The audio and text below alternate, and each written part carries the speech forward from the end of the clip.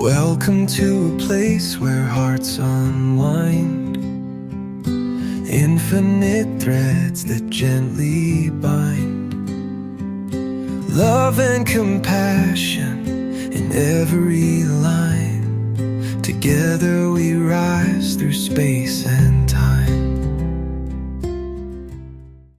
Hey, welcome back to Infinite Threads. I'm your host, Bob.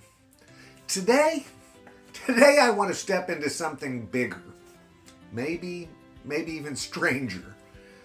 The more I sit with this idea of the love force, the less it feels like a metaphor to me.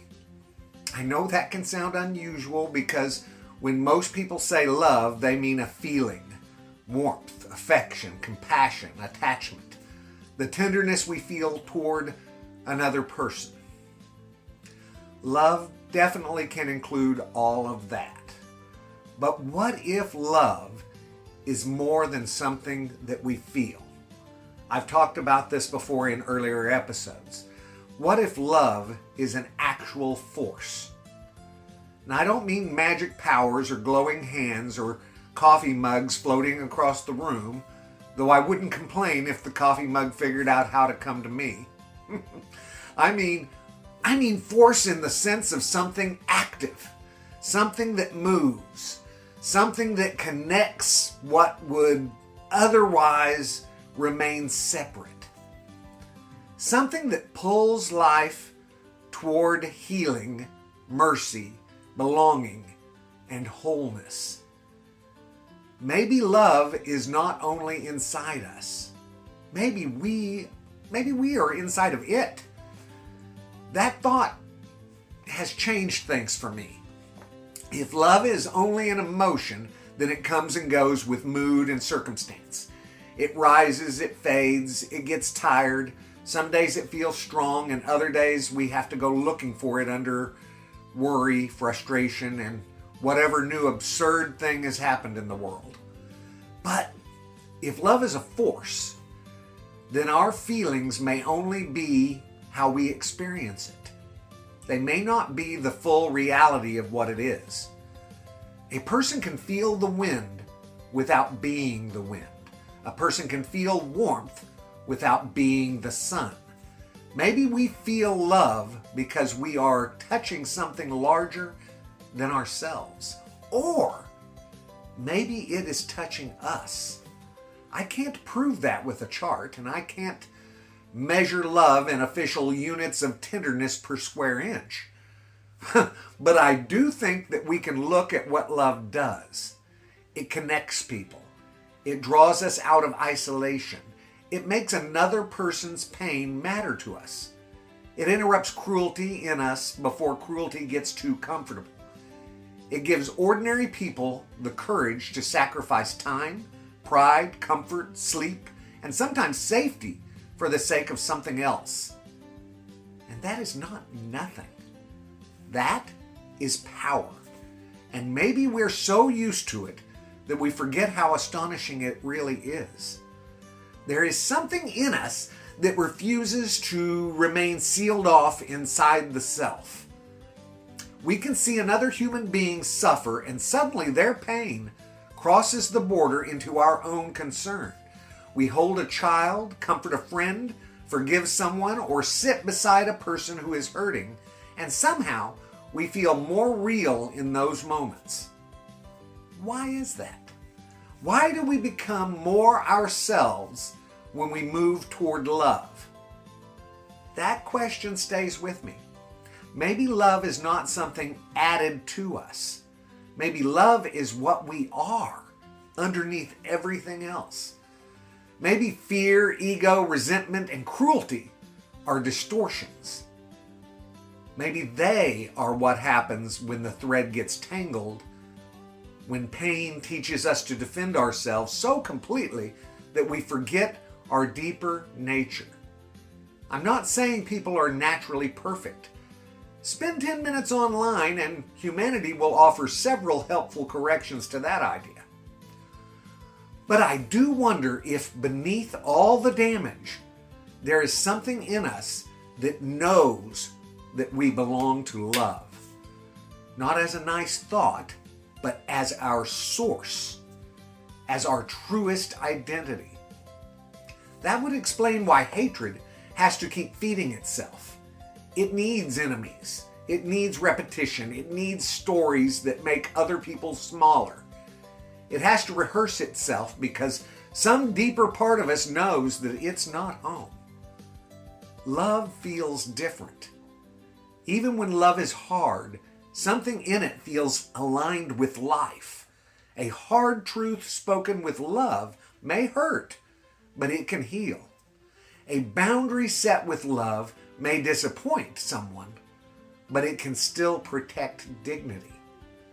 An apology can feel frightening, but once it's offered honestly, the soul breathes differently. Love's not always easy, but it often feels true, and that matters. I think this is why the image of threads means so much to me. We're not isolated pieces. We are related. We affect one another. What happens in one life moves into families, friendships, communities, and generations.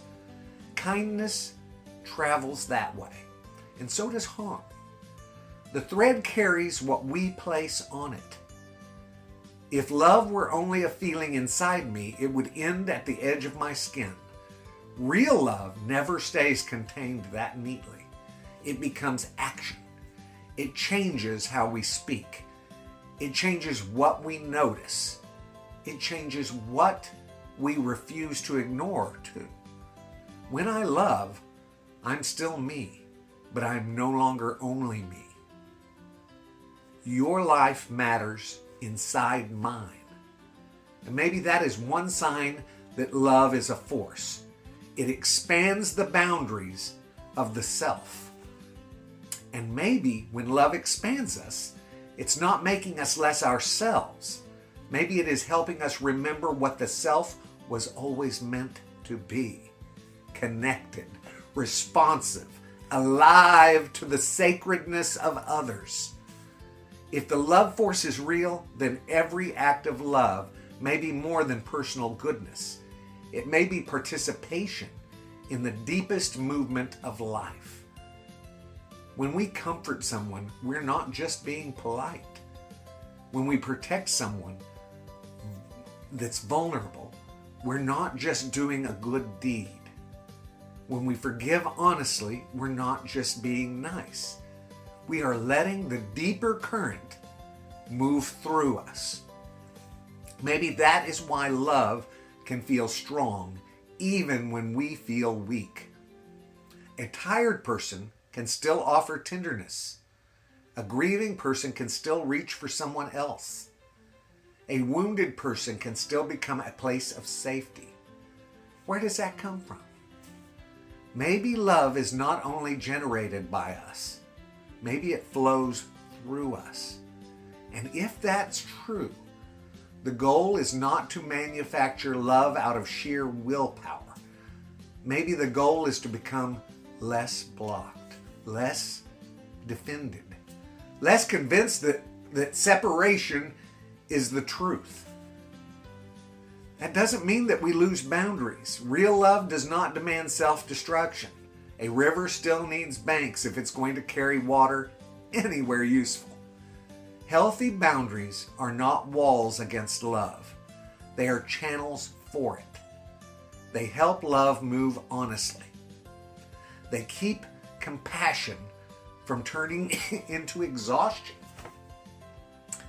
They keep giving from becoming resentment.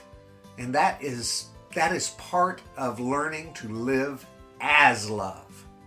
Not as a slogan, but as a practice. A loving life is made in ordinary moments. It shows up in the tone we use when we are irritated, in the patience we offer when someone needs more time, and in the choice to listen instead of preparing our defense. The love force does not seem bothered by smallness. It enters through whatever opening that it can find. A text that says, "I'm thinking about you," a hand held, a quiet apology, a laugh shared at the right time, a cup of coffee placed in front of someone who needed care more than caffeine. These things, and there's so many more, tiny things maybe, but tiny openings can let in a great deal of light. And if love is who we really are, then those moments are a kind of remembering. We remember ourselves when we love. We remember what we are made for. We remember that life is not meant to be lived as a locked room. Cruelty feels like exile to me. It may give a person a temporary sense of power, but it shrinks the soul. It cuts threads and calls the loneliness strength. Love does the opposite. Love enlarges. It brings us back into relationship with each other, with reality, with God, if that is the language we use, with the deep current beneath everything. I know people may hear this in different ways. Some may hear it spiritually. Some may hear it poetically. Some may hear it as a way of describing human connection. Honestly, that's okay. I'm less interested in arguing over the label than I am in noticing the movement. Because whatever we call it, love keeps doing something remarkable. It pulls us out of isolation. It asks us to become more whole. It whispers that we belong to one another. Maybe that whisper is the truth beneath everything. Maybe the love force is not far away. Maybe it is the life within life. Maybe it is what we touch when we are kind, what we resist when we are cruel, what we long for when we are lonely, and what we recognize when someone finally sees us clearly. So today, guys, I want to leave us with this thought. What if becoming more loving is not about becoming something artificial or saintly or impossible? What if it's about becoming more real, less covered over, less afraid, less convinced that separation is the truth? What if love is not merely what we do at our best?